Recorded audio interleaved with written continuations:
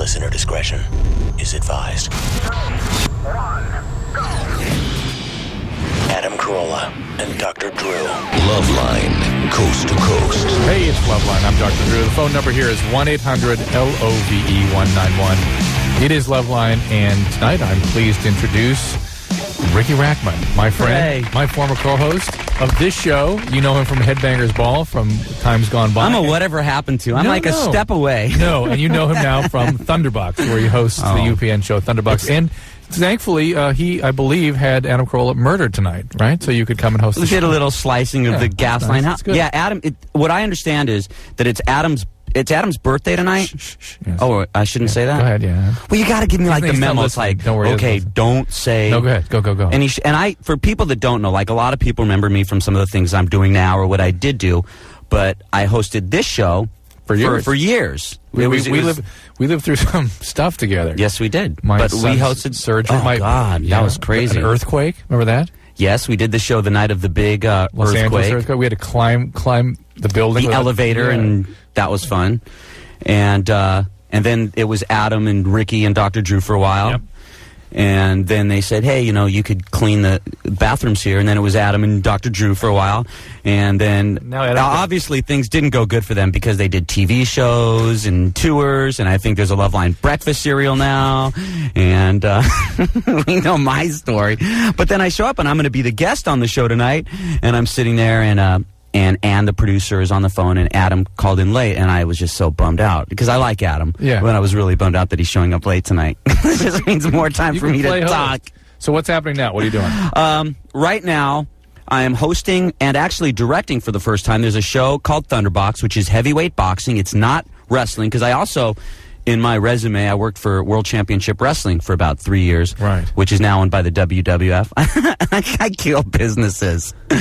But when I went from WCW into Thunderbox, which is a show in Los Angeles, it's on KCAL Channel 9, and it's syndicated nationally. It's on everywhere, and it's heavyweight boxing, but we have girls, like hot chicks, that act as like the managers. And I got to be honest, the girls on Thunderbox are better looking than the girls in WWF or anything else. And they act as the managers, and then we have boxing and it's sort of the absolute, the male pinnacle of male. Well, you know what? The thing that's awesome about it is, I've done music stuff and rock and roll stuff and sex stuff here on LoveLine my whole life, but I never had the opportunity to do sports. Yeah. And I'm a huge boxing fan, and to be ringside for heavyweight boxing, I mean, we watch heavyweight boxing on TV, but when you see somebody get hit and their eyes like roll back and they're right in front of you, it's hardcore. I mean, I know, when I did this show, we got to meet De La Hoya, and we got to see De La Hoya fight several times, but when you watch heavyweight boxers, I mean, I did a Witherspoon fight, and it was pretty heavy. Do you think that, how men are sort of being... Maleness has almost become a disease state these days. It's like uncool to be male. You're supposed to be in touch with your feminine side. I wasn't aware of that. But that it's uncool to be a guy? But that's sort of what's happening. So it's cool to be a girl? Well, it's cool to sort of be in touch with your feminine side and to sort of suppress them. I really wasn't aware of that. I think that things like the Man Show and this kind of thing, the Thunderbox, is sort of a reaction to that. Men still have got to express themselves in those aggressive ways. I don't know if it's... I didn't even get a half an hour. Look at you, Adam. Wait. Okay, I got to just say one thing. First of all, very nice to see you, Adam. You're playing a rabbi? Wait. Let me just tell you, okay? The last time I was on this show, which was probably a couple years ago, I think I was still with WCW. Yeah. Dr. Drew looked like a doctor, looked very, very nice, and Adam looks like, as you know, Adam Carolla. Let me just explain to everybody what it looks like right now. Tonight, Dr. Drew is wearing like a blue T-shirt and some sweatpants and looking not much like Dr. Drew, and Adam Carolla walks in a suit and tie, looking very dapper. Rachtman's all part of the new Adam. It's a renaissance. What happened? Something happened. There's a little Adam, a little Drew in each... I was playing a detective in a movie that was filming down the street. You were just finished up. I didn't even change my wardrobe. Detective/rabbi? Is that... Listen, jackass. Is this turning into a roast? I thought this was a celebration of an old friend. This is what happens. I leave. He's playing detectives in movies, and I'm getting questioned by detectives. This is where my life has gone in the past year. Well, you should have kissed Drew's ass. See, that's what I do. Oh, man. Yeah, That's what I did wrong. Yeah. All right, did we talk about Thunderbox? Yes. We did. Well, Adam actually watches Thunderbox. You watch? Oh, yes. Yeah. Yes, I do watch. Do you watch that for the show. boxing or the chick? Adam is, now, correct me if I'm wrong, and sorry to interrupt, but Adam is a boxer. Like, Adam knows boxing and was a boxer, correct? Yeah, and I watch it, and I enjoy it, and it's all heavyweights, right? All heavyweights. And there's good action going on in that ring. Ricky's great on the show. Thank you. Janine, his ex, am I right to say ex? Today, yes. Is also on that show. Oh, wow. And I was wondering, as I was watching, because I hadn't seen her in previous episodes, did you get her on that show? Well, what happened was, when I got the job as the host of the show, we started getting all these girls acting as managers, and you got to admit, Adam, the girls that are the managers on Thunderbox are really great-looking women. Absolutely, and they're cool. And I suggested to the producer, I'm like, you know what? I go, it was public knowledge that I had an off-on-again relationship with Janine, and I said she should be on this show. Would you want to define who Janine is so everybody... She was my girlfriend for like 4 years, and she used to do adult films, and she's the girl that's on the Blink-182 album cover. Right, super hot blonde. Yeah, she's a nice girl. Yeah. We just... But now you're working with your... So, this is the deal. So, doing one of our nice Ricky Janine things, I suggested her do the show, which worked out really, really good, and she does a great job until I also got booked as director on the show. Oh, my God. And when we were not friends, I was in there directing, which is the first time directing. I love directing. And I was directing a scene with Janine, and I was like, why don't you try doing it? And she just turned her back on me. And they just said, Ricky, you got to go home. So, you got to go home? Not Janine, you got to go home? No, I think people would rather look at her than me. Oh so I had to go sit in the other room, and I couldn't because she couldn't. What you walked Plus, in she's on, dating heavyweight Ed Mahone. I see. Probably. Okay, there you go. Well, what you walked in on, I was saying that do you think that the sort of the fact that maleness is being sort of repressed these days, and that the Man Show and Thunderbox and things like that are sort of reaction to men being kind of pathologized, I don't know. I think people have always liked TNA, and people have always liked seeing people get the crap beat out of them.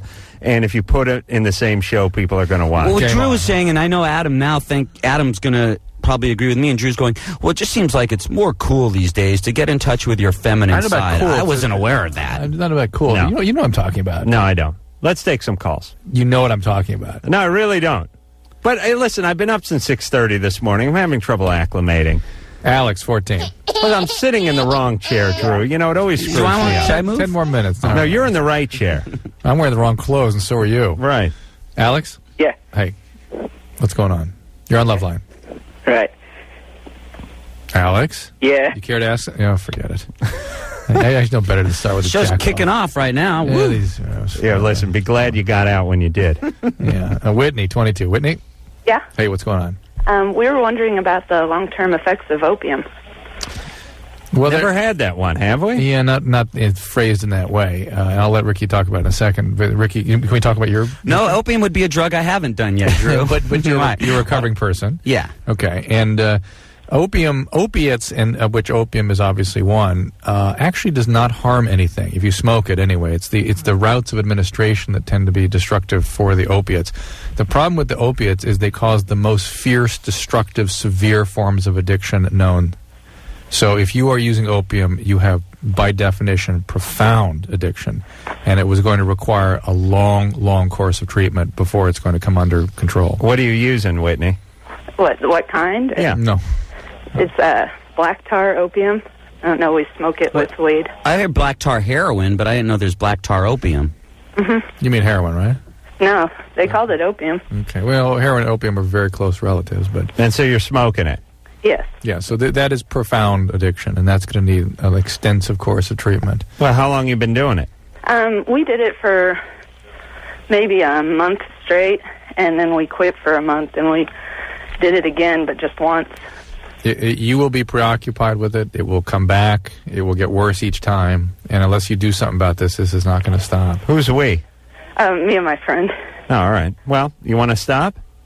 What? Yeah. All right. Well, how about it? Go to N.A. Okay. That's the chance. Ricky, you sound like you're high right now. Little speed, maybe? No, I'm just very nervous. Oh, that's okay. Yeah. So, what? N.A.? You know what? This is your options. Keep on doing it and die. Or get clean. That's it. Okay. It's true. Okay. Yeah, she didn't quite see it yet. All right, Whitney, good times. Ricky, you don't know your but- oyster. I mean, because that's all the world is. I end each call with good times. Good times, okay. Yeah, because we get a lot of people that are dying, that are strung out, that are amputees. Well, and- things have changed, haven't they? Yeah, so we end with good times. Leo, 17. Yeah, hi. Hey. A good friend of mine, basically, she just started having sex, like, I don't know, a month ago for the first time. And we've been friends for a while now. And another friend of mine, he's the first guy that she's had sex with. And this guy is just using her. And she knows it. And he told her that he wants no relationship with her outside of the sex. And, like, we're cool and all, but, like, I don't know, I like her a lot. And, like, we kind of, like, had a thing for a little while. But I'm wondering, like, if I could have some advice on how to get her from that, like, you know, try to show He wants it. You guys need like some little like Weebles or dolls and figurines so I can see who is who, because I'm completely lost. Diagrams, like a He's with who? chalkboard. You know, just diagram it out. He's being played like a fiddle. He wants this girl Right. he was with before. She's not interested. She's into bad guys. He's the nice guy. And it's never going to work. Hey, Leo, forget it. Forget Never? it. No, listen, Napoleon could not strategize his way around this one. It's not going to work. And just listen to us, because we've all been there. We're all 17. We all liked the girl. She liked our friend. She showed just enough interest in us to keep us moving along. But a year went by and we got nothing. Or you're the one there when things aren't working right with the guy that you like. Oh, Right. he's mad at me now, but I'll go back to you. Well, like, I thought I was getting, like, clues from her and stuff. Like, she'll be saying stuff, you know, that kind of leads me on in a way. Right. Oh, yeah. Oh, Right. yeah. His dick's not that big. And watch what happens when all of a sudden you show interest in another girl. Then she's really going to like Here are you. the clues. You're so nice, Leo. Yeah. You've always I'm so been there glad for I me. have you. You're like a such brother to you're me. Such a great friend. Basically, Please. that's what it is. Of course, Yeah, that's being what a it is. brother and the friend isn't fun. Yeah, That it's not. sucks. Yeah. Nor is it where you want to be. Listen, be the boyfriend of somebody else. I know this sounds like I'm going to extremes, but I don't even like my own sister thinking of me as a brother. I've told her not to do that. I object so much to being thought of as a brother. Claudia, 21. Yeah. Hi. Hey, what's up? What's up? You tell us. Well, you know, I was talking to my boyfriend last night, and I actually called you guys last night, but you guys, I guess, were on vacation on Memorial. How dare you, Adam? It's okay. I got some today too at work. Okay, good. I got some pretty nasty voicemails. Okay, Claudia. The Yeah. S word, you're on national radio? I'm sorry? You're on national radio? The use of You're the on S word? LoveLine with literally dozens of listeners across America. Watch your language. Oh, dude. Sorry. You're going to get some more of that tomorrow, don't worry. Okay, my question is, what is the big deal about areolas? Who's That's making a big amazing. deal over it? I'm sorry? Who's making the big deal over it? It's not a big deal. I think we were watching Howard Stern. And my boyfriend in the background. Something about that Howard Stern said something about her areolas, and I think it was Baba Booey. He said something. They look like pizzas. They look as big as pizzas. All right, Those are- listen, she's stoned. Hang up on Get her. the boyfriend on here. I'm not. I'm really not. Okay. No, but look, she starts off the show by giving us a long-winded explanation about how she called in last night, but we weren't here. All right. Then says the S word. Then spends the next 10 minutes talking about Howard Stern. Claudia. Still has no question. Okay. What is Hairy ones are bad. There's anything to do with the breast men are interested in, okay? But I mean, how come they're what does the different sizes mean? I mean, why do they compare them? Because different people like different things. Certain ones are like little, certain ones are big, certain ones are inverted. I haven't seen that, and they can like pop out like when a turkey's done. Isn't that true? Well, that's the nipple, not the areola. Oh, right. But That's what I meant. I like a big areola. I'm one of the few guys I know. Drew, you don't like a big areola, Not do you? especially, no. I just don't like hairy ones. It's funny because you're a passionate man, yet you don't like large areolas. Funny, haha. Funny, peculiar. I see. Nothing on this show is funny, haha, anymore. Tony, 24. There's nothing better than big pepperoni areolas, so I'll agree with you. Thank you. Yeah, but we're talking about women. Yeah, no kidding. And on that note, I really, really mean this. I called up to thank Riki Rachtman first off for he got me into the certain type of music. I listen to everything from Zappa to Miles Davis, anything and all that. But the point is this: I just wanted to thank him for going away from mainstream in the late '80s, early '90s on MTV, and more importantly, I had a question for him. I was just wondering when you were on Headbangers Ball and Kurt Cobain was in a ball gown. Well, this has come up a number of times, yeah.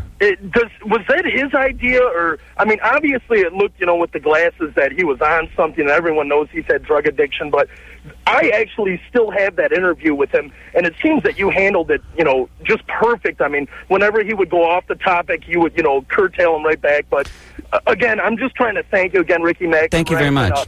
I love Corolla with the Man Show and all that, and I hope you stay for the whole show tonight. I'm definitely going to listen. I'll hang up and listen, and trust me when I say this to everyone at LoveLine and everyone listening.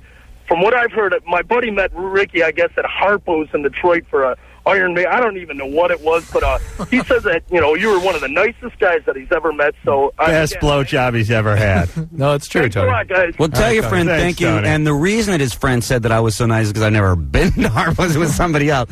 But about that, and another thing that, because I did Headbangers Ball and that left such an impact on people, and people are like, when you were on in the 80s, I didn't even start the show to 1990. I was on from 90 to 95. But the hair everybody was thinks, from 85. Yeah. This is true, my friend. Well, before you finish the Cobain story, which I'm interested in hearing, this happens all the time. People don't realize that the first 3 years of the 90s were the end of the 80s. Yes. And they look at the 90s as computers and short haircuts and nice wire rim frames on their glasses and clean lines on their sports cars and Macintosh portables. They don't realize, 90, 91, 92, 93. That was the 80s. That was the end of the 80s. Right. Yeah. And with that note, I have to give a plug, since we're talking about that music, is that I'm reopening the Cat House on Tuesday, June 5th, which I want to talk about in a little bit and plug that, if I may. Sure. But to talk about what he was talking about, I was always a really big Nirvana fan when the record Bleach came out. When I was hosting the ball, I was excited to meet Kurt Cobain. Kurt Cobain came in wasted out of his mind. And this is during the short time that we were filming the show in L.A. He walked into the dressing room, lay down on the couch, totally passed out. What I would guess, he was probably on smack. I don't know if that was true or not. That's just what it seemed like to me. Totally wasted. I was bummed out because I am a rock fan before I'm a TV guy or whatever. He came in and he put on a big yellow ball dress, a big, huge, like prom dress with this big collar and these big glasses. And a lot of people have seen this. I think it's on their home video and stuff like that. And I didn't really get it at first, what the whole thing was, And he's like, it's the Headbangers Ball, and I'm wearing a gown to the ball. And, I guess it was sort of funny in a way, but it really wasn't. For a guy who was on heroin. But he was heroin. just sitting there, and it was just a bummer because Nirvana, I remember I was on the air when I had to say to everybody that Kurt Cobain was dead. And especially with their last record, I thought that band, and a lot of people got pissed when I said that, could have been the Beatles. I mean, I thought they were incredible. I really like Nirvana, but, you just see a guy that was going through so much pain that to me, it just looked like somebody that was dealing with such horrible depression that this was his only way out, was drugs and eventually, blowing his brains out. How long after that appearance did he kill himself? I don't remember. It would probably have been about 2 you were on or the air 3 on years. Headbangers? I was on MTV from 1990 to 1995. So it was probably around, was it 93 or 94 he did it? I'd say 94. Yeah, I don't remember. You were on television when you had to announce it. Yeah, I was on TV, and they came into the office and they said, we have a report that Kurt Cobain's dead. April 94. And this was, we got to remember, this was probably about a couple months after there was rumors. I mean, there was I think he had OD'd once, and there was like a couple attempted suicides. So hearing that Kurt Cobain was dead was something that, yes, it shocked us, yes, it hurt. But there's a lot of people that, hearing that they're dead, it's only a matter of time.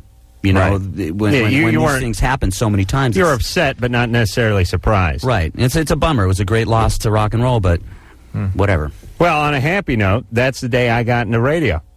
I swear to Christ. That day. Yeah. Oh, where does that? Well, I mean, was I hosting LoveLine? Yeah, you were hosting LoveLine. In 94? Yeah. I was... Because I did MTV. What? I didn't get into this radio in 94. I did LoveLine. We did LoveLine for the three of us for a while. That was in 96? No. Because I remember I had to do MTV from New York. Yeah. And then I was up to like 3 in the morning, and then do Headbangers Ball at 7. And I remember walking to the studio and walking like half a mile away from when Tupac got shot, the time he got shot in New York. And I ran into the studio, and I'm like, they shot Tupac. Not in Vegas, but New York. Remember, I was in the studio in New York, and you guys were here. Yeah. Jeez, you're the kiss of death, Rachtman. Holy Christ. Stay away from me. Who's going first, me or Drew? All right, should we take a break? Yeah, it's time. All right, Drew, you do it. We'll be back with more Loveline. For now, we're going to take a break and celebrate Adam's birthday. We'll be back with Riki Rachtman after this. Loveline. We'll be right back. Yes, it is Loveline. I'm Adam Carolla. It is Dr. Drew. Phone number 1-800-LOVE-191. Rob Schneider in here on Thursday tonight. Riki Rachtman, former host of the show, and now you can find him on Thunderbox, UPN. Check your local listing. KCAL in California, though. Oh, KCAL and Cal. All right. I don't know where it is. All right. Well, the point is check your listings. But it's good. I do enjoy it. It's all heavyweights. They beat the crap out of each other. And it's not pro wrestling. I mean, they're going at it. I love pro wrestling. Also, the return of the Cat House, which is coming up June 5th. And we'll be plugging that. I'm just going to give the website for that, okay? For people that don't know, before I did MTV or Loveline or anything else, I opened up a little rock and roll club called the Cat House that was in Hollywood. And every band you can think of used to play there unannounced, from Guns N' Roses, White Zombie, Pearl Jam, Alice in Chains. Black Crowes paid me $500 to play the Cat House. Everybody played there. And we're reopening it because the rock stuff is coming back. And if anybody wants to know any info about it, just go to clubcathouse.com. One word. There you go. Yeah, clubcathouse.com. And where's the new one going to be? It's in Hollywood on Melrose. It's got a capacity of 400, and we're just going to put bands in unannounced. And I mean, the stuff that used to happen at that club, the people that would show up, it was, there's stories of Axl Rose chasing David Bowie down the street, just decadent stuff used to happen, and that's kind of how I got my start in everything, and including drugs and porn. Pardon me? Including drugs and did a lot of drugs at the Cat House, a lot of decadent. But it'd be weird. For instance, I know that in L.A. everybody's talking about Depeche Mode, and I remember they did an in-store, and it turned into a riot. Right. So they all went into the Cat House because nobody cares who you are at the Cat House, and they all just had fun there, and nobody asked them for their autograph because everybody used to go to this club. And it was, we ended up doing it in 5 states. We took it on tours, and we closed it for a while, and we're reopening it in a very, very small location, and I'm doing it purely at the standpoint of just wanting to have fun. Nice. And that's Tuesday, June 5th. June 5th it opens. Go to clubcathouse.com. Blah. Sarah? I'm such a whore. Sarah. Hello? That's all right. You're 20. What's up? Hi. I have this ooze that comes from my belly button sometimes. Mm-hmm. Did you have it pierced? No, nothing like that. Actually, you can get little sort of abscesses that develop in the belly button. It seems to be related to my period, actually. Maybe it's related. Maybe it's not your belly button. Maybe it's something left over from your boyfriend. No, it's more like something left over from your development. That you remember, that's how we used to get fed, right? Yeah. And there is inside there a potential canal that stuff can get caught in. That's nasty. And it can cause little abscesses that can drain. So you got to get somebody to take a look at that. They can be infections and things. It's pretty easy to treat. Okay, it doesn't burn or anything. Yeah, just get somebody to treat it so it doesn't really turn into a big abscess. Bathing might help. Oh, yeah, I try that sometimes. Yeah, you should. You drop a bottle brush in there once in a while, too, and really swab it out. Girls got nasty. They got a lot of crevices that just some stuff can hide in. And guys just have that outward thing. You just have to wash it off once in a while. Yeah. I mean, I think of them as, why roaches hide in the kitchen. There's just so many places, the refrigerator, the microwave, then get behind and in everything. We're more like just sort of the basement. It's just the roof. Yeah, the roof. Just a big chimney, slab so of to speak. asphalt. Yeah. Just hose it down every once in a while. All right. Let's talk to Eric. Hey, how you guys doing? Hey, you're 24. What's up? 24. Hey, I have a question real quick for you, a little bit of brief history. I recently had a daughter in December, and my wife right now, girlfriend at the time, came down with TSS after my daughter was born. Toxic shock. Yeah, toxic shock syndrome. And right now I want to actually know about getting a vasectomy to refrain from this happening ever again. Well, how do you... Whoa, no, wait, I'm confused. How is it... What does your sperm production have to do with her toxic shock? Well, the doctors say that if anything happens as far as pregnancy and a later date, she could possibly die, is what it all amounts to. And I want to kind of not let that happen. When did she get the toxic shock? This was right after my daughter was born, and what happened was she reacted with about 5 meds that they gave her, and they ruled it afterwards as toxic shock syndrome. Who decided that? The delivery doctor. Okay, why don't you ever see an infectious disease doctor? Because there's something screwy about this whole story. Okay. I mean, toxic shock is really just a toxin elaborated by a bacteria that usually overgrows in an occluded body space. Just what Adam was talking about just there. Ricky wrote that down on a cocktail napkin and slid it over to me 2 minutes ago. Crevices again. But if you get your nose packed after nasal surgery, you could get toxic shock. Okay. If you wear a tampon for too long. Wait a minute. Oh, you mean packing? You don't mean sex with it. I don't mean. I'm sorry. You said get your nose packed. This guy was talking about you guys sex. a lot of kinky stuff has happened since I left this show. Show's taking a turn. Right. But the fact, it sounds like she developed some endotoxemia or exotoxemia from probably an infection of her uterus, I bet. So this whole thing isn't fitting together, right? So have her see an infectious disease doctor. Why don't you hold the line? I know you're from Pasadena, so Tara, what's her name? Yeah, that's good enough. Tara, is there Tara? Tara? There you go. I'm saying It is Tara. now. Hold Eric on the line. I got to talk to him after the air. Okay. All right. We've been through 1,700 phone screeners since you left, Rick. None of them good. Until Todd? now. Oh, until now. You are an asshole. Todd? The Insane Clown Posse. Todd. Are they nuts? Todd? They were wrestlers, actually. Yeah. Drew? Todd? Yes, sir. You're 36. What's up? I want to know what's up with the Pool School skateboard. This is Todd at Simi Valley. Oh, I own a... actually, if this is the same Todd, I know he has a...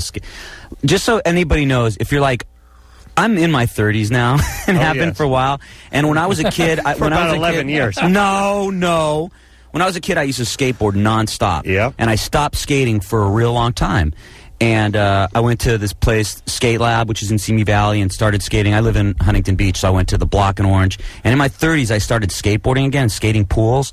And that's what we used to all do. And you probably, when you were a kid, were you into skating? No, I was, but I sucked. But yes, it was all the rage. Adam was that nerdy kid that couldn't skateboard, so he rode a unicycle. You pansy.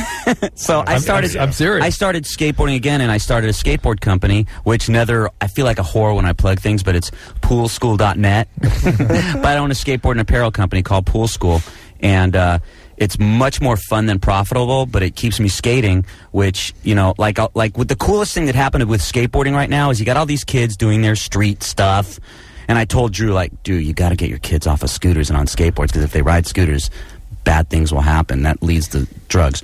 Right. And So I said, the cool thing is you go to skate parks now, and you'll see the 30-year-old guys and stuff in the pools, and their kids in the street. Skateboarding is something that fathers and sons do, which to me is just incredible. It's great. My kids, by the way, were blown away. They're sort of becoming interested in people that I've met. One of the ones that really caught their attention was Tony Hawk. When I filled in on LoveLine a couple years ago, and we had Limp Bizkit one night and Tony Hawk the other night, and Tony Hawk got more phone calls than Limp Bizkit. And the Nickelodeon Kids Awards, it was Tiger Woods, Shaquille O'Neal, Kobe Bryant, Tony Hawk. Tony Hawk won. Oh, yeah. Wow. Yep. Listen. Biggest selling video game in history. Whoa. Yeah.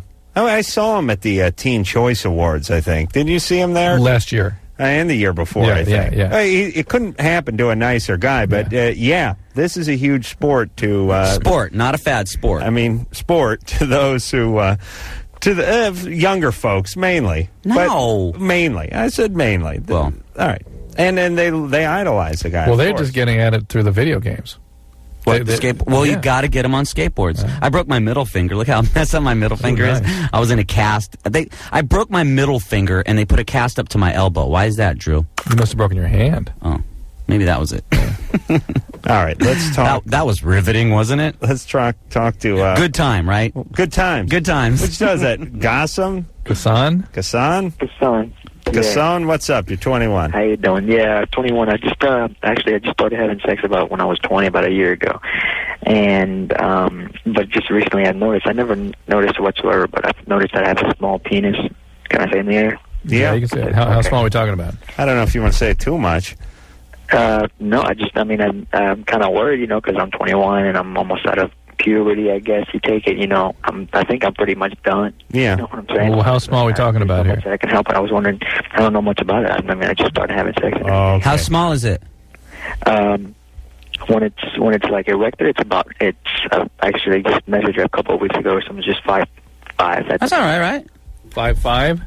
5'5". Wow, he's really measuring it. 5.0. Learn to use your mouth really well. Yeah, that's fine. Yeah, absolutely. We get fine. way more complaints about too big on this show than too little. Yeah, way more. Not personally. Really, I've never heard that. Yeah. I've never had the complaint about. I don't know, because when I was little, I had a little bicycle accident, and I sprained it or something went wrong, and I don't know if it had to do something with the fact that I come like, or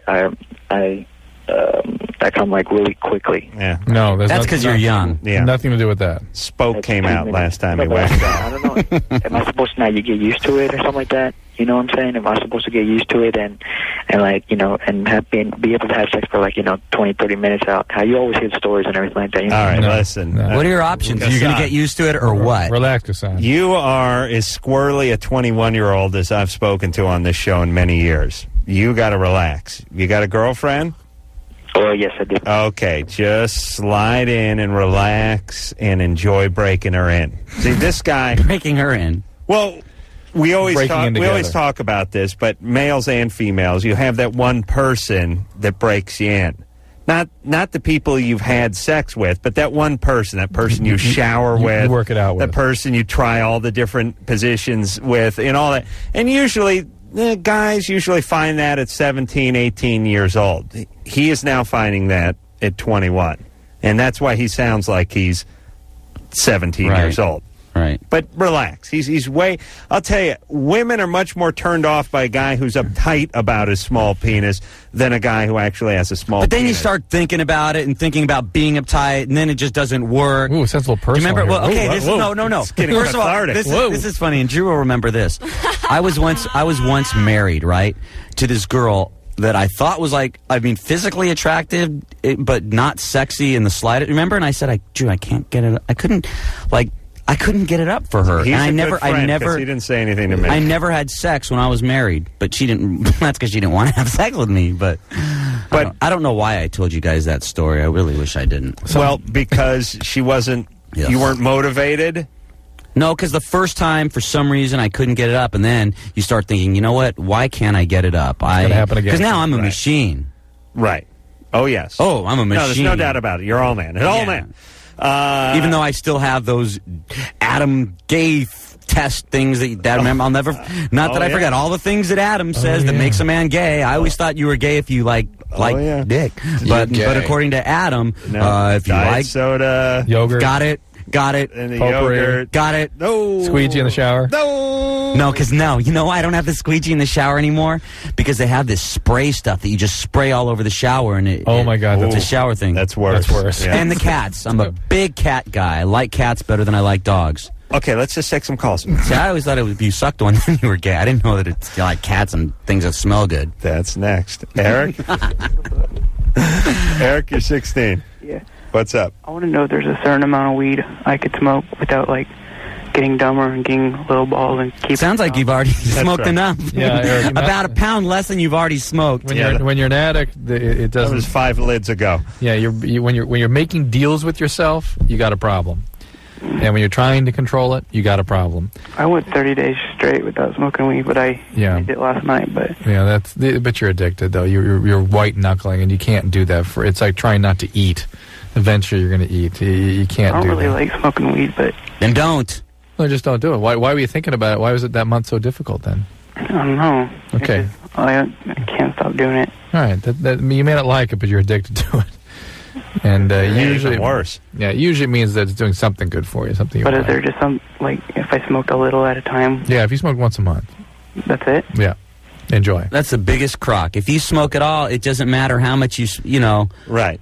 Listen, I can smoke every day, but you can't, Eric. So I could smoke. No, because you're addicted. You're into it. Yeah, it's not. They have that laugh. Right. The pot laugh. No, he's depressed already. Yeah. I'm not depressed. Sure you are. No. Yeah, all right. But believe me, you better hope you're depressed, because if this is you in a good mood, you're going to have to kill yourself. You sound depressed. Are your parents alcoholics? No. No? How long have you been smoking pot? 20 minutes. 8th grade.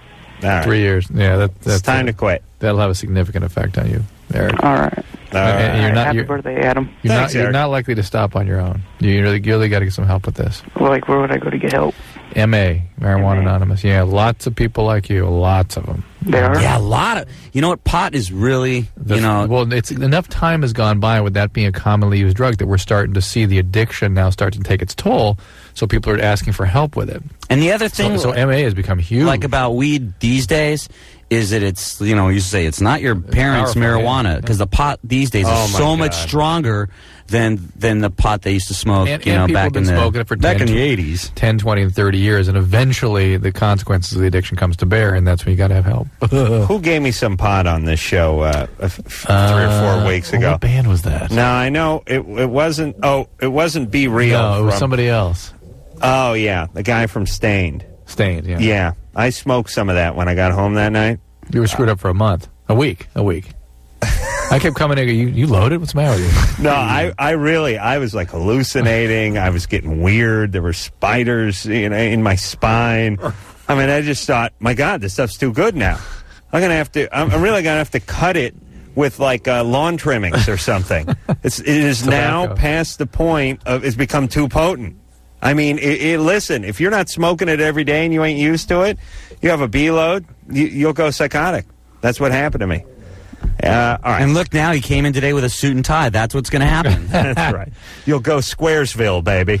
Riki Rachtman is our guest tonight. We're going to take a little break, and then we'll be back after this. LoveLine, we'll be right back. Call on the 1-800-LOVE-191. Hi, this is Janine Garofalo, and if you've ever wondered if there's people that are way worse off than you, listen to LoveLine. Yes, there are. Some of them are here tonight. Me? No, I was talking about myself. Riki Rachtman is our guest tonight. Riki, a former host of this show. Now you can find him on Thunderbox, which is, well, check your local listings. Please. But it's boxing, it's heavyweights, it's not fixed, and I really enjoy it. Also, the rebirth of the Cat House, Tuesday. Just go to clubcathouse.com. That's right. And this time you won't miss it. All right. Let's talk to Megan, who's 16. Megan? Yeah. What's up? I was giving my boyfriend head for the first time, and he didn't get hard. Yeah, that's going to leave a scar. Yeah. On him or her? What? On both of them. How old's your boyfriend? He's 16, too. Well, 16-year-old guys don't enjoy the mouth of a beautiful woman on their penis. That's documented. 16? No, he was nervous. I got to say, I'm a big fan of you guys. Oh, great. You're awesome. Well, your boyfriend, thanks. Your boyfriend was nervous. Yeah. Because it was the first time. Or gay. No, nervous. Well, or weird. Gervis, which is a combination of gay and nervous. He gets hard when we make out and stuff, but, like, he didn't do it that time. Right. Maybe a little less pressure with the teeth. Do you have braces? No. Well, He was just freaked out. His thing is, oh my God.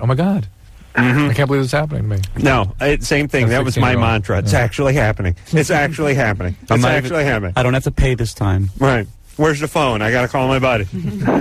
Really? Yeah. You think that's Has he been with other women? Well, yeah. Has he been successful? No. No? No. What do you mean no? Like, he's never gotten anywhere with anyone else. Okay. Well, that's it. He's just got the jitters. Okay. You'll work it out. Or is he doing, I hate to sound like Dr. Drew, but is he doing any drugs? No. Because sometimes drugs will make it... Yeah, absolutely, make it not work. And Megan, it sounds like you're sort of coffee. You're feeling responsible for this, and it's not about you. Or potpourri, or diet soda. Living at the beach. It may be actually that skateboarding. A view. It may be actually that he's really into you, Yeah. and well, that... he's big on the commitment thing. Like, he was the first one to say I love you and stuff, and, like, yeah. All right. He's just, he's a little overwhelmed. All right. It's all right. You'll work it out. Thanks. All right. Good times. See how that works? Desiree? Yeah, this question's for Riki. Here he is. Wait, I have a question. Has Good Times replaced Mahalo? No. No, Mahalo's at the end. Good Times is the body of the show now. Okay. Go ahead. Ricky? Yeah. I think it's great, your skateboard company and everything, but how do I get it through to my 2 16-year-old twin boys? They are not going to be Tony Hawks at the age of 18. You know what? The education is important. Well, it's just the same as you tell the kid that's playing basketball that he's not going to be Kobe Bryant. Well, and no, everybody, the kids have got to know that the one problem is that anything that when you see people like a Tony Hawk, you know, making millions of dollars in a sport, most of the best skateboarders in the world aren't making millions of dollars. And the thing is, I hate to sound like, you know, an adult, but they've got to get the education, and then hopefully it'll happen. And the worst thing is, the thing that is ruining that sport is kids saying, when a kid will see another skater, they'll say, "Are you sponsored?" Which is the lamest thing in the world. It's like, why don't you skate because you like it? Tony Hawk started because he had fun. Period. Yeah. You know, they've got to have fun and not worry about making money. And if they're really good and they're having fun, then maybe somebody will come around, but obviously they got to go to school. I do encourage that. I encourage them to continue doing it, but they're on not the other going to hand, they're not going to get scholarships. No, listen. You'll instill those virtues in them, or you won't. But it won't have anything to do with skateboarding. I mean, look. Every guy I knew who was in high school, including myself, I was a poor student and a good high school ball player. And without playing ball, I would have just been a piss poor student who never did reap any of the benefits or disciplines of playing the sport. So don't try to take the sport away from them, and don't try to crush. I'm into sports. But you do have to say, look, if you don't do good, you know, if your grades don't pick up, we're going to take the board away for a little bit and make that an incentive. I suspect you're giving them mixed messages, because I see this all the time where parents. I admit I do give mixed messages. Yeah, sometimes I agree with it. And no. Stop it. Stop. Okay. You make the message clear. You're not going to be a professional skateboarder. Cut it out. No. Hang on a second. No, wait a minute. I'm not saying you're stop. Not going to be a doctor. No, I'm not saying Santa sodomize the Easter Bunny. Hey, I'm not saying stop skateboarding. I'm just saying, hey, you get your homework done and do the things you got to do. When that's complete, you earn the privilege of skateboarding. That's true. And I'll that's take away fine. your board. But I deal with these. I deal with these kids all the time who are snowboarders. They're going to be professional snowboarders, and they aren't doing. And they aren't being required to work, go to school. The Who are you parents dealing with? I deal with this. There's more professional basketball players, football, anything than skaters. There's very few people. And when you've got Tony Hawk, which is the one exception of the world, but the point is, do not let them forsake their responsibilities in a fantasy. Just cut it out. I try so hard not to, but I don't want to. All right. Okay. Just do it. Zip it, you nag! Oh. But listen, I would really contend that a person who is not going to be a good student is probably not going to be a good student anyway, but they may have strengths that lie in other fields. And I think as a parent, Ricky, see, I'm glad Ricky's here tonight, because we'd be fighting out between us otherwise. No, but I'm going to pay Ricky a compliment. I'm going to pay me a compliment, and then maybe if you're lucky, Drew, I'll get to you in the 11 o'clock hour. Yeah. But Ricky is a classic example of a guy who's probably a horrible student. Never. He was a great student. Okay. Bull. No. Yeah. High school was the best 11 years of my life. Listen, Ricky grew up in the same part of the valley as I did. We probably had about the same upbringing, about the same time. Parents who didn't care, living in some crappy place in Van Nuys. His parents were teachers. And would you shut up and stop crapping on my point, Einstein? I'm like nodding. I'm like, I was in Van Nuys, actually. He was a poor student, at least when it counted. Always. But yet, you have an entrepreneurial spirit. You've made your way. You've had many different endeavors in your life, and you're a successful person, and have been a successful person. Not because you're a good student, but your strengths were in other places. And to force feed you the books on Riki Rachtman probably would not have worked. Yet it was done. It was done. You could have encouraged him to study, but still, as soon as he quit, he was going to go open the cat house. That's fine. And but I'm also, I got to admit, I'm the exception to the rule. So do you tell your kids, look, here's this idiot Ricky, that guy with all the tattoos that got bad grades, so don't worry, you'll be like him. No. I mean, I started every single September saying, this year is going to be different. I'm going to get good grades. I got a brand new notebook and brand new pencil sharpener. And even though I still don't know how to divide, it's right. I really did try. But No, listen, I think you encourage your kid to be a good student, but you also keep an eye open for what the kid is good at. They need to make some changes in schools where there are certain types of other type of things that kids are learning, that bring out their talents, whether it's graphic arts or tree climbing, whatever. Dirt clod throwing. Isn't that what they did for you? All right, Drew. Drew, you were formed by the man. That's all I have to say. I'm not wholly disagreeing with you guys, but we're going to... parents still got to do their job. Yeah. That's all. All right. Don't squash the kids' dreams. That's all I'm saying. We're eating pie. We're going to take ourselves a break. Riki Rachtman's our guest tonight, and we'll be back. LoveLine. 1-800-LOVE-191. We'll be right back. LoveLine, fast-growing outlaw radio, North America. Do that. Riki Rachtman is our guest tonight. He's the former host of LoveLine. I'm former everything, aren't I? And I'm just a big former guy. No, current host of Thunderbox. I'm a whatever happened. Cool school. And soon to be host of the Cat House reopening. ClubCatHouse.com. That's right. Tuesday, June 5th. And is there going to be a band that night? Yes, there is. I'm not announcing any of the bands that play because I want people to go to a club to dance to rock and roll. We only play rock and roll there. And we're going to have bands play, and we're never going to announce them because someday it might be some great, huge band unannounced, and someday it might be a band that you never heard of, and sometimes it might be no band. Well, and it may be a band that you hadn't heard of, and then you can say that the grand opening. Them. The grand opening, we do have a band that there's some good stuff happening for the grand opening, but I can't talk about it. Okay, that would be sounds like such a lame promoter type of thing to do. Tuesday, June 5th. Yes, everybody. Sir. Thank you, Adam. Let's hop back to the phones and speak to Angela, who's 27. Angela. Yeah, hi. Hey. I have a question for Dr. Drew, actually. Mm-hmm. I've heard you talk about teaching. I have a 4-year-old, almost 5-year-old, and I've heard you talk about several times about, by the time the child is 8, you need to either initiate sex education or start talking about it. At 8? 8 to 12. 8 to 12. Yeah. Wow. I listen to your guys' show, and I hear about all these 13-year-olds and sometimes younger that are already having sex, and I'm like, oh, my gosh, I only have a couple years to go. Yeah. So, I want to be able to have that open discussion with my child when he gets all right. So. All right. The important thing is, first of all, calm down. Okay. The important thing. Yeah, you're going to freak the kid out. The important thing. Be able to get it up as first time. I don't want to spend thousands of dollars on therapy because I did it wrong. No. Is it a girl or a guy? It's a guy. A boy. A boy? Then don't worry about it. The important thing is to realize that what's important is not the information you give him so much as the dialogue being established. Okay. That's the goal of that 8 to 12 window. Not that you should give him a plumbing lesson, not that he should walk away with a complete understanding of what human sexuality is, but just that he feels comfortable asking his questions. I gave a lecture once to a group of inner city youth and then teachers and parents of these kids. Yeah. And as they walked into the room, there was a big blackboard. They were to answer this question. The right time to talk to kids about sex is ... And on one side of the board, the teachers answered, and the other side, the kids answered.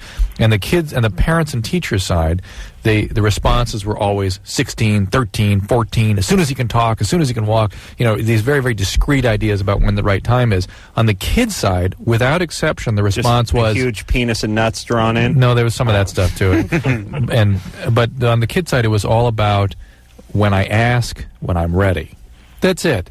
And make sure when they ask that you make sure you understand what they're asking. So always get for clarification to say, well, what do you want? What are you asking? What do you want to know? I can't imagine anything more terrifying than my parents never had the talk with me, and I think judging on some of the choices I've made in my life, they're probably wishing they did. But I never had that talk, and I can't think of anything scarier than my mom saying, Riki, it's time for us to talk about sex. It turns out if you don't hit that 8 to 12 window, it all becomes that weird, awful, anxiety-provoking Just say, thing. look, this is the deal. Whenever you want to ask anything about it, anything you want to ask, go ahead and ask. Yeah, do you have any questions about girls, about this, about that? Just keep... Is quantity better than quality sometimes? Yeah, just give them opportunities to talk about it. Right. Do 5 2s equal 10? But you always got to make sure it's on their terms. You can't freak them out. My daughter, when she was 5, asked... Did I tell you the story? Yeah. Do you and mommy sex? She asked that. And I asked the next... After freaking out, I asked the next smart question, which was, what do you mean? She went, kissing. Yeah, we do that. And pow, that was it. She was delighted. That's all she wanted to know. All right. You didn't give her the gory detail? No. Didn't talk about renting the porn in the Vegas hotels or any of that good stuff? No. I see. Yeah, my parents didn't talk to me about sex either, and they just waited until I was old enough to find out on my own, which was 29. But because Ricky, you and me, and Drew, you would have freaked out too to have this conversation with your penny pinching dad and crazy mom at 15, 16 years old. You have to lay a little groundwork till you get to that point. That's you the can't point just of start this. it up at 15. Yeah, that's the point. You've lost them permanently after 13. Right. Mary, Yes. you're 26. Yes, I am. What's up? Okay, my question is, I'm not exactly too sure what I should do about my brother-in-law who seems to like me. Mm-hmm. And I mean like me. Yeah, why would you be sort of amused by this and not really totally outraged? Well, big gal. I'm not... Big? I don't know. You're overweight. I'm not amused. I'm just saying... You're big gal, though, right? Who, me? Yeah. I don't know, I guess. How tall are you? I'm 5'9". Oh, what are you coming in at weight-wise? Well, more than I'd like to, but... No. I mean, I'm not by any means, like a big roly-poly or nothing. No, we're not saying there aren't people fatter than you, but... Well, yes. What are you saying, though? Basically what the deal is that he's he's like drawn to her like an orbit, like an orbitational draw? No, why she... Right. There's nothing wrong with fat girls need love, too. I like fat girls. No, why she would consider this... She sees this as somehow she's complimentary. enamored with the attention, and she's not had enough attention. See? You guys are good. No. I have a fiancé of 5 years. Ooh, well, maybe we're not so good. Wait. May I just interrupt for a second? It doesn't matter if you're fat or you're skinny or anything. The guy's a jerk. Right. The guy is making a pass at you. That's so totally wrong. There's certain boundaries you don't cross, And if he's done it with you, he'll cheat with anybody, and he's doing your sister wrong. Period. You got to tell your sister. Well, what has he done? Really? See, that's like what I want to know. Do I say anything to him? What has he done? What has he done to you? Well, because we always go out and party together, whatever. I was intoxicated. He kissed me. Okay, that's wrong. You tell your sister. Because she's going to get mad at you. And, know that whatever you tell your sister, she's going to blame you. Did you kiss her back? Exactly. Did you kiss him back? Well, he held my head. Did you kiss it? Did you give him some tongue? No. So did you push him away? Yeah. No. Yeah, not really, though, because you kind of liked it. Well, like I said, I was intoxicated.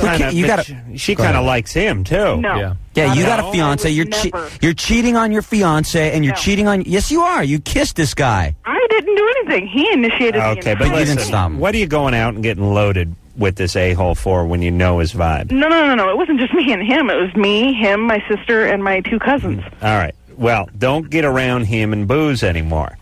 And admit that you're at least flattered to some degree by the attention that he gives you. No, I can totally admit that. Yeah, I'm flattered, of course. That's so wrong. Not of course. So wrong. Not of course, Mary. No, an average person would be furious. Not of course. If my sister asked me to blow her husband, Christoph, I would do it, of course, because she's my older sister, but I would be humiliated. And he's cute. And you're talking to me about my potpourri and cats. All right, Mary. I wouldn't. Here's what I got to say. You're fat. Please, Drew, please. I was talking. Yeah. Do not go out and hang out with him anymore. Okay. Certainly don't get drunk with him. You do not have to confront him. You do not have to confront your sister. Just leave it alone. Things get ugly Thanksgiving, sitting around that table. Stay away from that guy. But, I think we have the popular semi-misconception on this show that people will turn on the people who deliver the message. And I don't think it's that way across the board. I think you can say to somebody, hey, somebody's out of line, somebody's coming on, and they won't turn on you. But typically, the kind of person that would hook up with an asshole like this would be the kind of person steeped in denial who would turn it on the system. Right. And Mary is, she's eerily flattered that this guy is coming on to her, which is kind of weird. Billy? Hey, Adam and Drew, I love this show. Thanks. I've been listening since, way back in the days. I was, 12. I'm, 19 now. Well, that was when Ricky was here. Was I on it then? Sure. Yeah. Happy birthday, Adam. Thanks. We had pie. How you doing, man? I'm good. Dude, I remember listening to you back when you were on the Triple R. I was one of your website groupie guys. I used to I formerly hosted my own radio show as well. We all know that story. Well, of course we do. Yes. But I was wondering, who do you want to win the Stanley Cup this year? I don't care any. You know what? I was such a Kings fan. Yeah. And when the Kings lost, I guess Colorado, but I just could do it for Bork, but I don't care. It just, It's NASCAR season now. Forget about the. Why? Because the Kings aren't in it. And you know what? I also don't get. In L.A., is it absurd the amount of people driving with the Lakers flags? It's bizarre. It is so. But I'm like the full blown race fan. I mean, I'm the only one driving around California with big 3s and 8s on my car. But here, everybody's got, the Laker things in there. Everybody's got, their favorite drivers' numbers. But when the Kings were in the playoffs, they didn't have, like, Kings flags. And they're cool. They're black. I've lived in Los Angeles a long time. I've never seen anything like this. Yeah, and I'm not a basketball fan bizarre. at all. It makes me scared to, my choice was Colorado. But there's his answer. What? L.A. is chock full of the top 10% a-holes from around the country, as you know. They will gladly embrace a winner, and they will shun a loser. And as anyone knows, the real way you measure a fan is if they're there during the lean years and during the good years. And Which for the Kings, I always was. Yeah, and the Lakers are the hottest team in sports right now, and so everyone is jumping on that bandwagon. But that's all L.A. is. But it's nuts, right? You've seen this. The amount, for people that don't know, those dumb flags that people put on their windows, and I'm sorry because I'm only, addressing everybody in SoCal right now, but everybody's got these flags on, and you drive on the freeway, and it's like, just 1 out of every 10 cars maybe have these Lakers. You don't have a Lakers flag, no, do you? I think you're right. It's like one right on a road. You have a Lakers flag, do you? No. Now, is there any sport, like I am the full-blown NASCAR, I have a number 3 tattoo on my elbow. I am a NASCAR fanatic. Are there any sports that you guys are that fanatical about? No. No. I love football. Although the 72 Lakers I was pretty into. But here's the thing, too, I think basketball is just so lame. Don't take this the wrong way, but as you get older, you should be less a fan of anything except for yourself and your own family.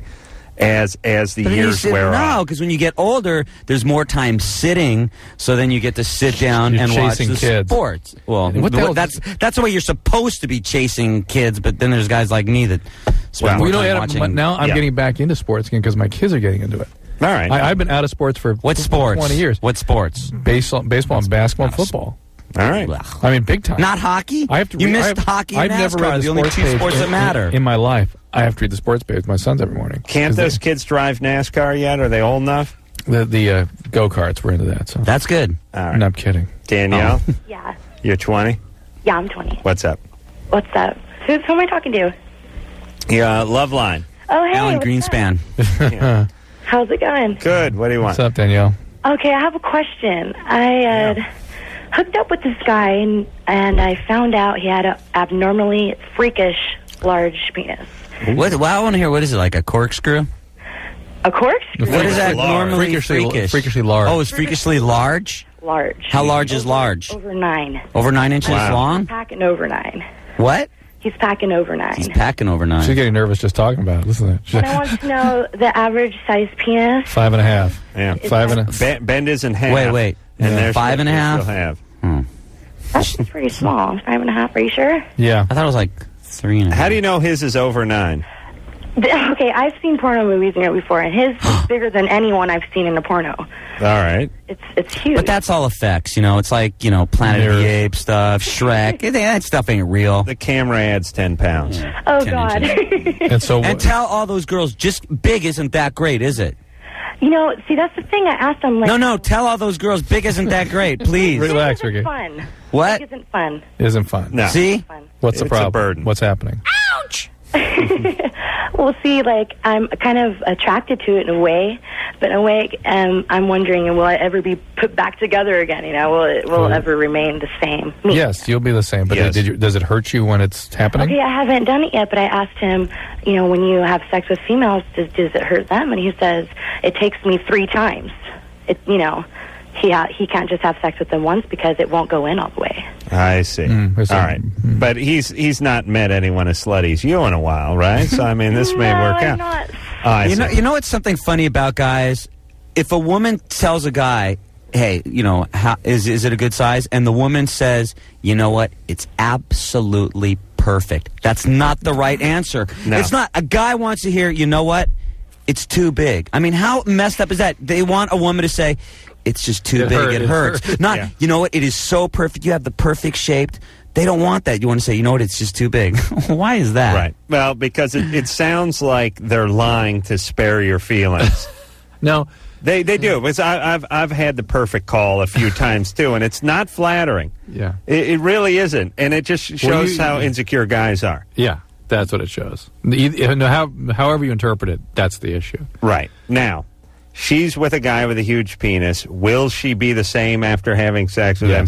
Yes. I'll tell you where the long-lasting damage is going to come from. Dad. No. Dad will never be the same. It is the pillow talk she has with her next boyfriend, fiance, guy she's going to marry, where they do that penny for your thoughts thing, and she says, this guy had a dork the size of a table. All the guys that hit Pamela Lee afterwards, all the guys that went out with Pamela Lee afterwards that had to follow Tommy, right? All those long lists, they always said, you know what, no matter what, I got to follow up after the horse. That's why I went third input on Pamela. She's been with a lot of guys since Tommy? What? She's been with a lot of guys since Tommy? I don't know. The point is only what I read on the internet.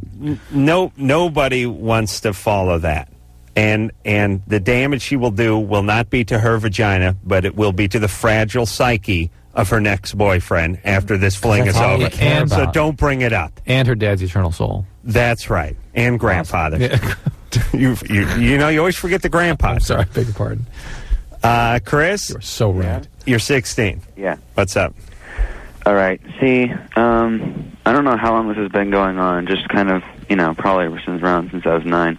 But the whole concept and possibility of communal showers is always instilled in me an intense sense of fear. Of what? Fear? Of what? Oh. Adequacy. I don't know. You don't like being naked around your peers? You're afraid of bacteria? What is the issue? I can't place it on anything specific, really. All right. Well, you have an experience? And when I was in junior high school, I was really, really scared to take a shower. Yeah. And I would make every excuse and wait to be the last one to change so I didn't have to take a shower in the shower with all the guys. Well, he had all those tats. He didn't want the guys making fun of him. I can't place anything on anything specific, but I'm pretty sure, it's not like I'm not really embarrassed about my physique, so to say. But all right. Well, listen, don't do it. Well, how can you avoid why is it there?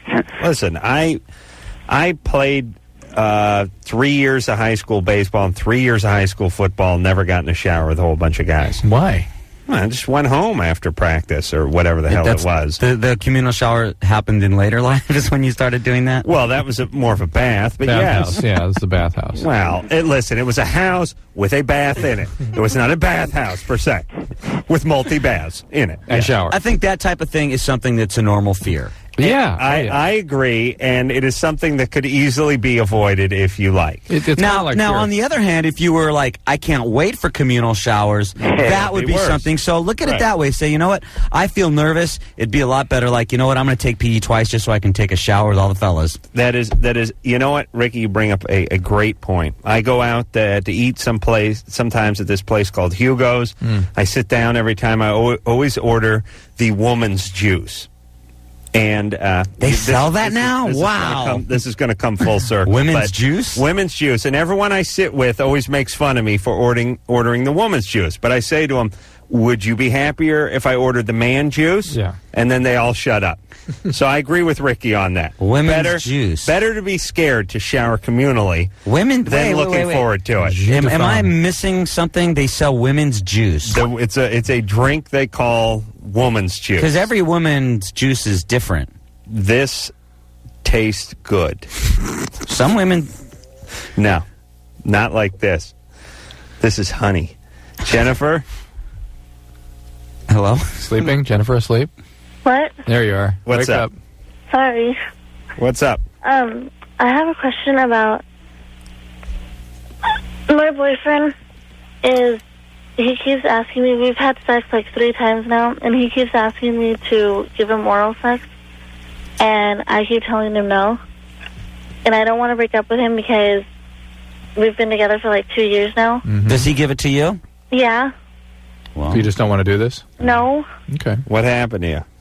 Nothing happened to me. It's just like, it's gross. Does he shower? It stinks, is that what you said? It's like gross. It's not. Does It doesn't stink. Does he shower and does he does he shower? Does he keep his thing clean? Yes. Does he shave? Yes. Down there? I don't know. She's just Don't? not, she's 18. She's not. I think Well, hold so. on. First off, Jennifer's 18. Sounds like she's 13. 12, yeah. I don't I'm know. not 12. Now, what's up with you? No, it's just that, okay, he's my first boyfriend that I've ever had sex with, okay? All right. And we've been going out for a year and 6 months now. Right. And we've been going at it for, 6 months now? 6.5 actually, because you guys started November. In October, yeah. No, early. November would be 6 months. October would be Oh yeah, 6.5, late October. Yeah. That's right. Whatever. All right. But it was after midnight. Anyway. 30. Thank you. Anderson. Oh my God, that sort of just erupted. Yeah, she Whoa. said I liked it. She loves the way he asks me, but could I get that on a loop, please? That would be good. Have a long drive. Yeah, there's home. something, something up with Jennifer. Something Jennifer up. is either she's either suffered some trauma to the head, or was in some or had some sort of trauma during state of like emotional retardation or something. Yeah. All right, Jennifer. Yeah? Listen, no more cussing, you little screwball. I'm sorry. Now I'm going to get to the bottom of you. Okay. Where's your daddy? He's downstairs. Why? Downstairs meaning hell? No. Where's your mom? Where's your mom? She's in bed with my dad, I guess. I don't know. They're sleeping. All right. Is anyone drink in your family? My dad used to. Okay, what does this mean? Let me interrupt for 1 second. What does it mean? Adam's doodling, but you know what he doodled? Numbers. 666. Well, because I said in hell. Oh. And I was thinking I thought it had the something to devil. do with me being So 666. he's a recovering person now? My dad, he Yeah. was never an alcoholic. Well, I mean, he drank heavily, but it wasn't to the point where he was like, he had to drink every night or whatever. That does not an alcoholic. All right. make. And did he ever beat She on you? doesn't want to at all? go down on her boyfriend, and all of a sudden it's everything has to do with alcohol because she doesn't want to give him a Hummer. She's screwy, this Jennifer. How am I screwy? Any trauma involving a penis? Were you raped or anything? No, I was choked when I was in kindergarten by a 5th grader, but that's about it. Mm-hmm. Sexually choked? No, I wasn't sexually choked. Something put down your throat choke? No. All right. Well, listen. Then give your boyfriend a BJ, would you?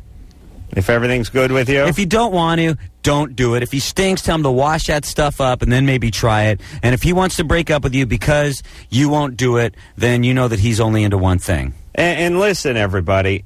Even if you're insane, it's okay to act sane. Right. Meaning, you could go, listen, I'm 18, I'm having a sexual relationship with a long-time committed boyfriend.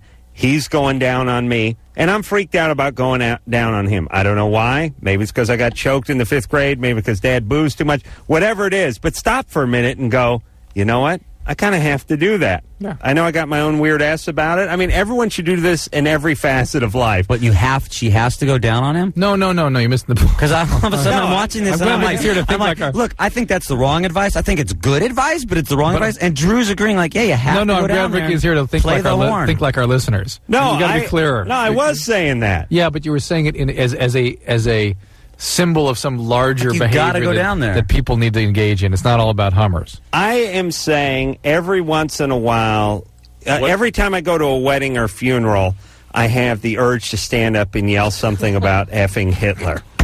You know, I really do. That impulse shoots through me like a bolt of lightning at every funeral and every wedding, and probably a bar mitzvah or two.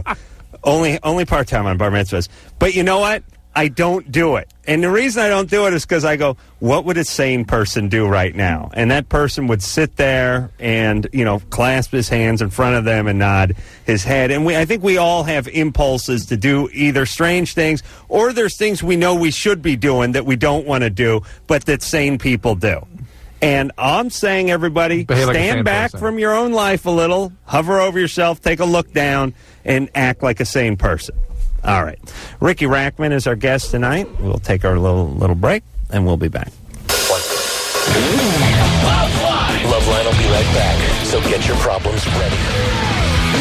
Hey, it's LoveLine.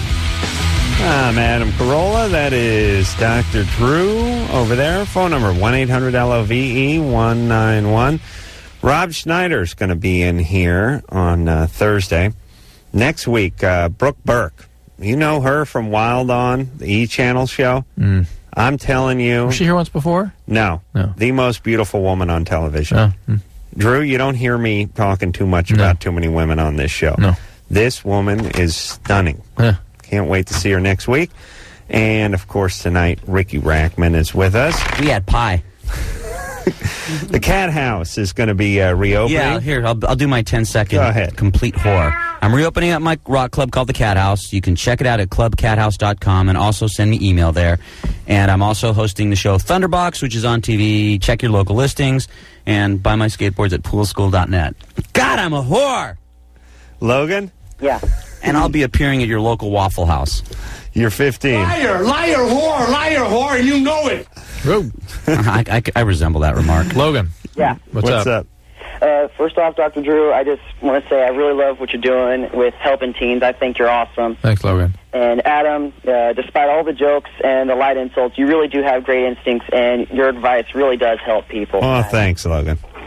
And, there's this girl that I've known since first grade. We've been best friends since first grade. We've always talked. We've always kept in touch throughout the years, and now I'm starting to have feelings for her.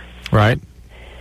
And I'm not sure if I should ask her out Yes. and risk. No, I would. No, this is the one exception to the rule. Because he hasn't been hot on her for the last 6 years. Yeah, this is the one exception. And probably she has very intimate feelings about him. Yeah. She may not have thought of him that way, but may be open to it. Well, wait a minute. Let's just make sure Logan wasn't hot on her since the 3rd grade. Logan? Yeah? Be honest. When did you find yourself becoming attracted to her? After a dream. Probably since, I don't know, maybe 6 months ago. 6 months? Around that time. You've known her all those years and you didn't have a crush on her when you were 13? No, she was always kind of like my sister.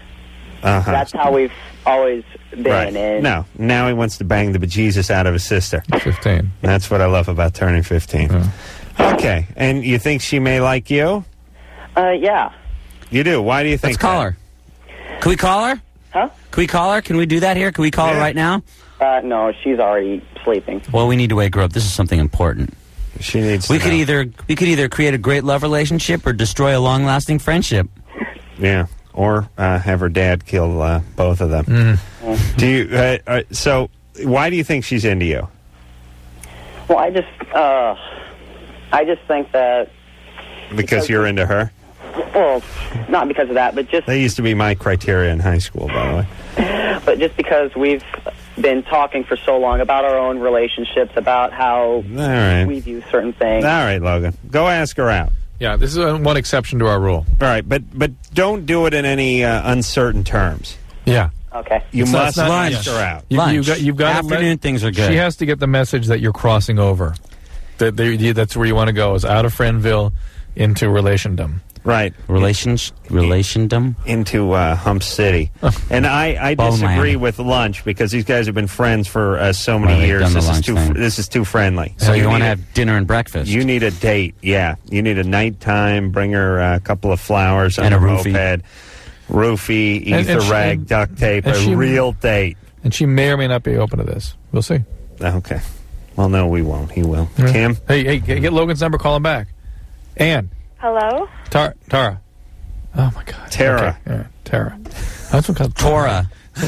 Tora. Wait, what was the house in Gone with the Wind? That was Tara. Tara.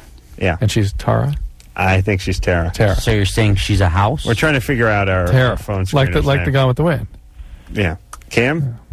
What? You're 18. Yeah, I'm 18. Go ahead.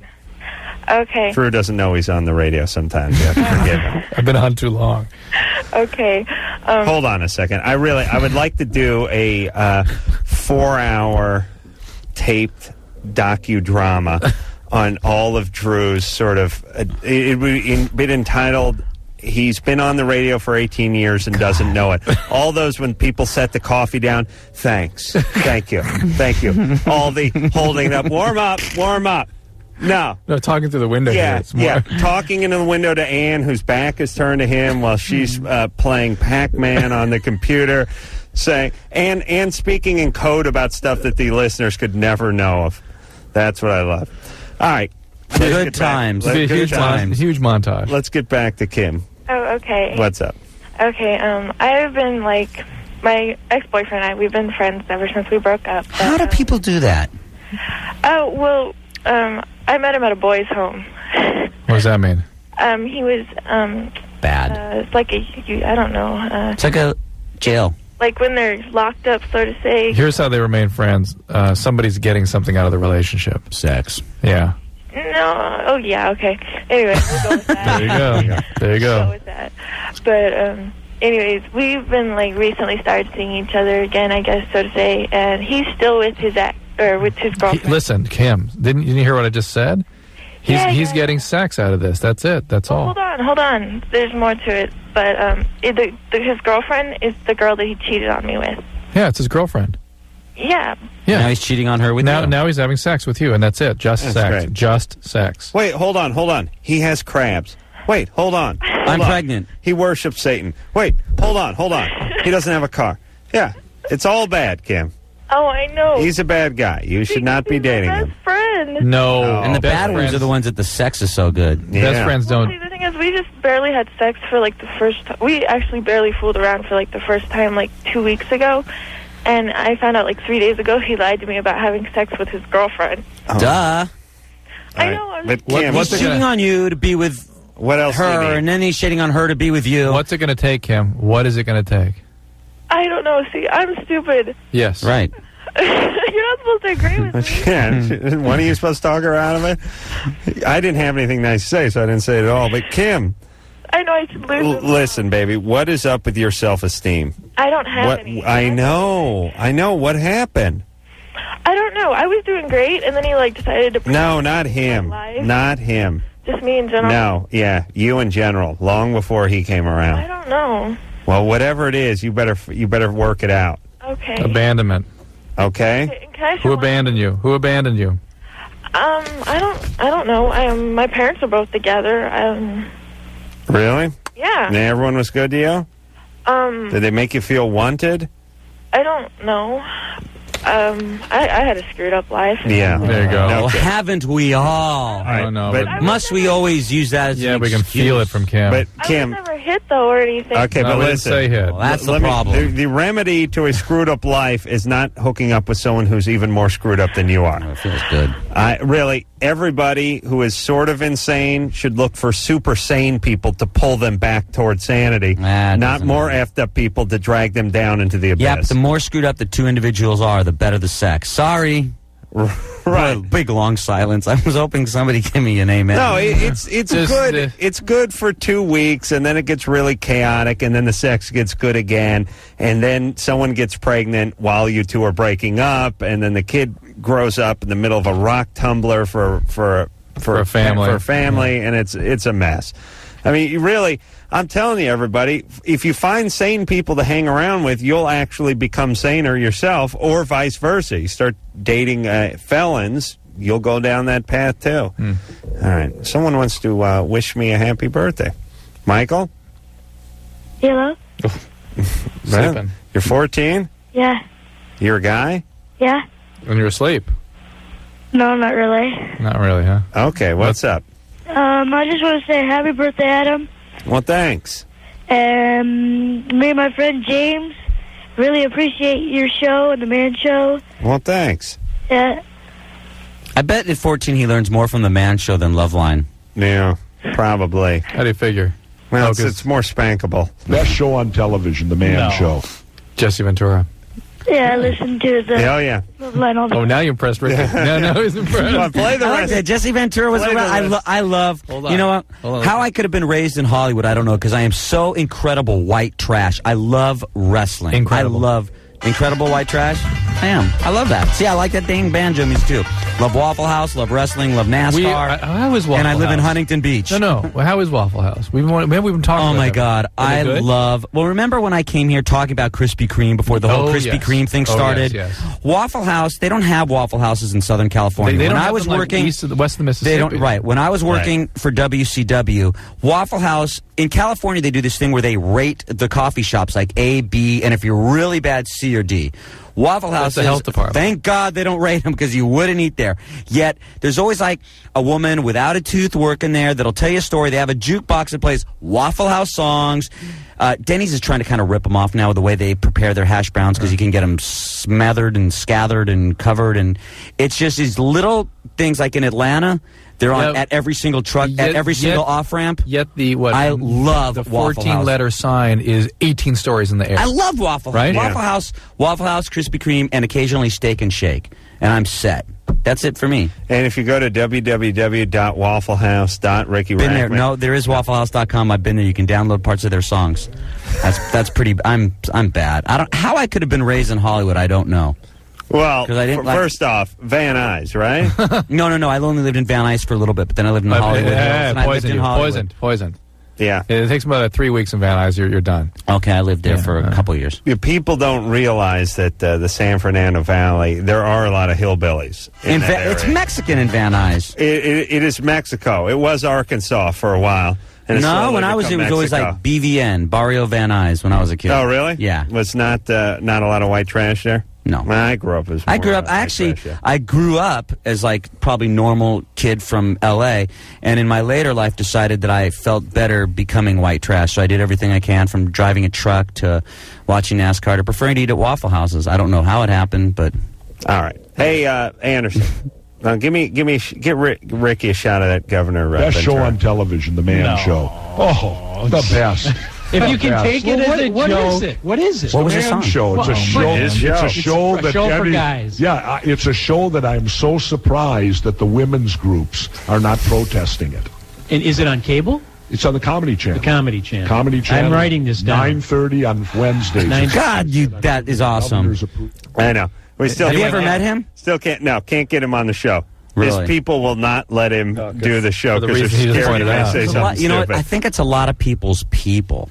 Because I remember I tried to, I don't know, but I tried to help Ann get Dale Earnhardt Jr. on this show, which would be great because Dale Earnhardt Jr. is an awesome guy. For anybody that's like new to racing, he's like us, so root for him. Yeah. But I was trying, it would be great to get him on the show, and his people were saying, well, what is he going to talk about people sticking their butts for and stuff like that. Right. People's people. I think a lot of the people would do the show. They're people. Let me tell you all who are listening to this show something. What you don't know is what goes on behind the scenes is there's a lot of people called publicists who I despise, and there's a lot of other people just fall under the heading of people. Yeah, people's and people. These people... You have a lot of people, though. They get in between you and a good time, and you and the truth, and you and entertainment. But now that you guys are such big, huge industry giants, or HIGs, as we call them, you guys have a lot of people. Dr. Drew has a lot of people. Adam, you have a lot of people. You have your own people. I may have my peeps, but I do you won't have a do personal anything. assistant?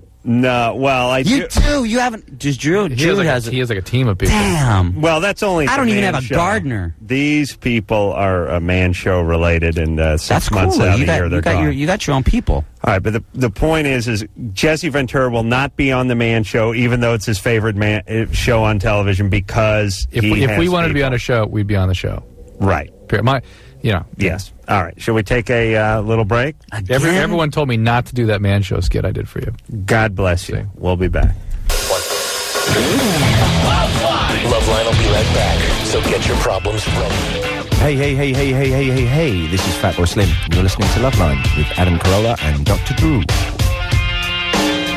Wow, you are. He's a funk soul brother, That is Riki Rachtman. Check it out. Check it out now. Oh, you're hip with all the music these days, aren't you, Drew? What bands do you like now? I like the Insane Clown Posse. Do you like? Are you into joke. ICP? Play the joke here. I want Ricky to hear that. Here you go. He's down with them. Ready? The only weight I lift is my own, my big fat ass every day when I wake up. That was pretty good. My fat ass. Oh, my God. Hey, play that again. When I was with WCW, ICP were wrestling on that, and they're good wrestlers. Oh, they really? were really actually good. They did a good job. Whoa! Yeah. Well, they got to be good at something. You know, there's all these like clown bands now. You know, all these bands. Yeah. And there's this one video. Have you seen that band Mudvayne? They look all silly and I've stuff. heard of them. So I'm watching, the MTV, because there's rare times these days when MTV will play a music video, and I am embarrassed to say that I dig that band so much. And Mudvayne was in here. They were here, yeah. Now, were they cool? Because I like that song. I don't know what they're saying, but I having a dig negative vibes, though. Did they have all their crazy makeup on? No. Oh. No, but they had the remnants of their crazy makeup on, didn't they? The only way I'm starting to feel... The that's Slipknot. Slipknot wears the mask. Yeah. See, and I saw them, and I'm like all old guy, like, oh God, Slipknot, they look dumb. And then I hear the song, and I dig them. There's for once, and as far as music goes, I think right now there's better new rock bands than there have been in like 15 years. There's a lot of 15 years. Oh yeah, 15 years since 1995. Okay, 10 years. 6 years. 6 whatever. There haven't been any good rock bands for a long time, and I think right now there's so many good bands. Who are the guys we like? The young guys? I don't know. Not at the drive-in. I've had it with at the you. drive-in? They're all right. Didn't Mudvayne... I like Mudvayne. And who were we just talking about before that? Mudvayne. Oh, Mudvayne. Didn't the guy come in here from that? They had their show at the Palladium. Right off the stage. And he had walked stuff right in, all and he over still had red makeup. Were So they would nice? you shut up, Drew, I don't for remember Christ's that. sake? I know. It's like my problem is like it's like there's certain bands that now, I've always known a lot of people in bands, and now there's all these new bands that I'm just getting into that I'm a really big fan of, and I don't want to meet them because if they're dorks, I hate their music. Just like Actually, weren't those guys that they were sort of like their attitude was they were expecting to not like this show, and they came around real fast and got into it in a real. Oh, I can't remember anything. Foghat, that's all I know. Was Lonesome Dave here? In UFO. That was funny for 3 people listening. Christy? Their parents. Yes. You're 26. What's up? Yeah, I was just wondering about any precautions that I may need to take or whatnot. I'm interested in this guy who has his penis pierced. What kind of piercing? It's from top to bottom, all the way through. You mean like a? I can't pronounce a it. Prince Albert, an Ampelang? I believe. Well, it's like the Prince Albert plus the one on top together. Nice, good times. Yeah. You have to get the reinforced condoms, which most of the piercing shops will give you. Truck inner tube, the one they go down the river with. Well, you could raft in it, but it's generally good. It's made by Voight. Yeah. But you want to make sure the condoms are reinforced at the tip. Wait, Chris, I wear a clip-on. Here's what you really have to worry about. You're interested in a guy who thought it'd be a good idea to put a spear through one side of his penis and out the other. That's really... They have to pee sitting down every time, don't they? Viper. In the big picture, that's going to haunt you more than the actual chafing. Okay. You understand? Gotcha. But girl piercing's okay. I don't mind that. Relative to what? Guy piercings. Guy and an aggressive guy piercing. He's mad at his... Hey, if a guy wants to wear a hoop in a sack, hey, that's his business. But if a girl wants to do it, it's okay. Why is it okay for a girl then, Ricky? Because they look all right. Ricky likes goofy women. It's not, I don't like I think it's... You've just said that. You like the craziness that goes with the good sex. But when you stick the guys thing, I don't know. I don't It's get more of a commitment. I had my ear, I had my nose and this stuff, but I could never do my... also because I just think it would hurt too much. I just don't get it. You and I saw a penis pierced, remember? Yeah. No, I looked away. I don't like that. I can watch a lot, but watching that jabbed in... no. Good times. Mahalo. Bob? Bob, you're 21. What's up? Got a question. My fiance went through her premarital exam, and the doctor has given her hymenal lining dilators, and I was wondering if this was normal. It must have been kind of narrow in there. I mean, that's not the usual thing. That means she's tight? Yeah, and maybe she's concerned about it and doesn't want to go through the discomfort when you guys are actually together. It suggests she's a virgin, which is that the case? Yes. Yeah. She's a virgin? Uh-huh. Why do you have to get a premarital exam? Do they normally get that? It's the same thing when you get a car. You want to take it to a mechanic first and just make sure everything's working before you take it for the big... Have a guy knows his way around under the hood, kick the tires a few times. Maybe she's going to get on the pill or something. Make sure you're not getting a lemon. Hey, Bob? Yeah, it was more to get her on the pill. That's what I see. All right. How old is she? 19. I see. And, yeah? I've got one more question. She's debating on whether she should take herbal breast enlargement pills or not. It doesn't work. Doesn't work. Okay, I wasn't really concerned if it would work or not. I was more concerned about the health risks. Well, I don't know what's in it, I have to say, but it's a total BS. So. That's what I assumed. Yeah. There is no pill or any of that stuff. Is that right? No, there's no herb. Okay, that's Drew doing more great radio, by the way. Talking. Is that right? Well, Ricky's in the middle of making a statement. Drew's going to say, is that right? And then I'm sitting in the studio and I'm confused. I'm like, wait, he's really agreeing with this Rachtman. Guy didn't even finish a sentence. He's agreeing with him. He's that damn good. Drew, what were you saying? Why don't you guys say it on the air if you want me to respond? What about boob pills? Yeah. They don't work. Yeah. I said it. They sponsor us, so stop. Okay, but Anderson, don't Well, those ones work. Those don't ones talk to him about He likes anything. it when I talk to him. Yeah, because he can have his own conversation with you at the expense of everyone who listens to the show. Is that right? He yells into the microphone. Okay. Drew, you want to sock the mic? I'm going to do another 4-hour mini-series on you just punching the microphone while we're on the air. Yeah. Okay, let's take a break. We'll regroup. We'll be back. No sex. This is your radio. LoveLine will be right back. All right. Well, there it is. Time flies when you're reminiscing. Ricky, why don't you give the cat house? Thank you so much. out? Yes, let me do that. My world famous rock and roll club is very small, but it is opening up again, and you can find out everything about it on clubcathouse.com. And my skateboard company is poolschool.net, and you can see me on Thunderbox, which is sometimes on Sunday afternoons and Saturday nights. Or It's I don't know what repeated else. and moved around. I see Yes, it all is. the time. But it's good. It's good heavyweight boxing. And absolutely. And thank you guys for letting me in. Thank you, Ann, the producer, for letting me be back on the show, because this is always fun. And thanks for coming on the show. And happy birthday, Adam. Thank you, Ricky. Rob Schneider will be up on Thursday, and until then, this is Adam Carolla for Dr. Drew saying mahalo. I'm homosexual. I'm freaked out about it. I'm trying to be heterosexual, but I had these overwhelming homosexual feelings. This has been LoveLine. The opinions expressed on this show are not necessarily those of the staff, management, sponsors, or this station. The producer for LoveLine is Ann Wilkins Ingle. LoveLine is a presentation of Westwood One Entertainment.